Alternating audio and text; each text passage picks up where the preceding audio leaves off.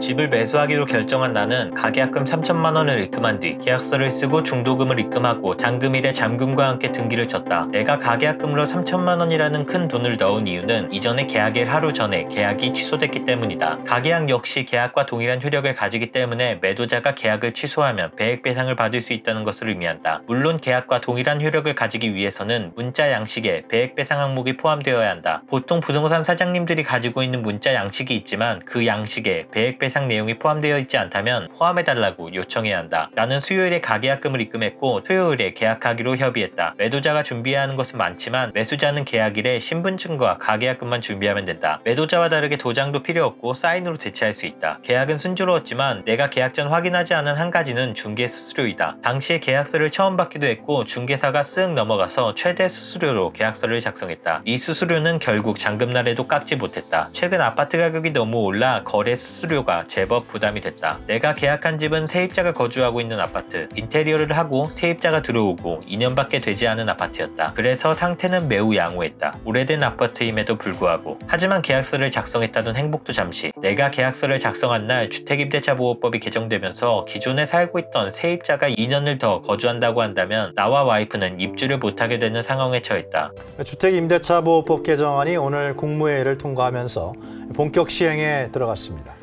세입자가 원하면 전월세 계약을 2년 더 연장할 수 있고 이때 임대료는 5% 이상 올리지 못합니다. 자세한 상황은 우리가 등기를 치지 않았을 때 현재 세입자가 계약갱신 청구권을 사용한다면 우리는 등기를 치지 않아서 거부할 수 없고 기존 집 주인도 계약갱신 청구권을 거부할 수 없다. 거부를 위한 이유는 오직 본인 실거주나 가족의 실거주이기 때문에. 그래서 나는 국토교통부에 문의를 했으며 해당 문의건은 여러 정부기관을 돌아다니며 답변이 질질 끌리다가 결국 알아서 해결하라는 답변을 받았다. 내가 이따위 답변을 받으려고 세금을. 하지만 기존 세입자는 공무원들이었기 때문에 우리의 상황을 잘 이해해 주었고 전세계약 기간이 끝나는 날에 맞춰 이사를 나가주기로 했다. 우리도 순조로운 이사에 협조하기 위해 세입자가 다른 집을 구할 때 필요한 전세계약금을 먼저 주고 나머지 금액은 이삿날에 맞춰 지급하기로 했다. 중도금은 약속한 날짜에 맞춰 매도자 계좌로 입금했으며 잔금날이 밝았다. 잔금날까지 나는 법무사를 알아봐야 했으며 잔금과 함께 취득세도 준비해야 했다. 법무사는 보통 은행이나 부동산에서 알선해준다고 하는데 그들에게 미안한 이야기지만 파라는 눈탱이를 친다. 취득세와 필수 비용을 제외하고 30만 원이면 법무사에게 맡길 수 있는데 리베이트를 받는 것인지 모르겠지만 수고비, 식비, 교통비 외 기타 이상한 명칭의 비용들이 더해져 80만 원까지 뻥튀기 되는 견적서들을 많이 받다. 이를 깔끔하게 해결하기 위해서 나는 법무통 어플을 사용했다. 법무통 어플에 계약서를 첨부하고 견적을 신청하면 여러 곳에서 견적을 올린다. 평점과 가격을 보고 선택하면 되는데 대부분 30만 원 전후의 가격대이다. 취득세는 1%에서 3%를 내는데 사실 내가 왜 내야 하는지 모르겠는 지방교육세를 더하면 1.1%에서 3.3%이고 30평대는 여기에 농어촌 특별세가 더해져서 1.3%에서 3.5%의 세금을 내야 한다. 취득세 기준은 6억 원과 9억 원으로 6억 원 이하 구간에서는 1%이며 9억 원 이상 구간에서는 3%이다. 그 사이 구간은 1%에서 3%까지 선형 증가한다. 앞서 설명한 바와 같이 여기에 지방교육세와 농어촌 특별세를 더해야 한다. 아파트 가격이 증가했기 때문에 취득세 역시 굉장히 많았다. 아무리 사자를 달고 있다고 해도 처음 본 법무사에게 큰 돈을 현찰로 맡기기란 어려웠다. 그래서 나는 카드로 취득세를 낸다고 했다. 카드로 취득세를 낸다고 하면 법무사에게 돈을 주지 않고 핸드폰으로 결제를 하면 되기 때문이다. 카드로 하면 당연히 취득세를 할부로 납부할 수 있다. 잔금에 필요한 금액이 당연히 부족했기 때문에 잔금날 전에 은행에 방문해서 대출 상담을 하고 잔금일에 대출 금액을 송금받았다. 물론 주택담보대출은 전세가 낀 상태에서 받을 수 없고 이후에 세입자를 내보낼 때 퇴거자금 대출을 받을 수 있다. 주택담보대출과 동일하게 LTV 40%를 적용받았다. 이렇게 나는 잔금과 등기를 마치고 이삿날을 기다리기 시작했다.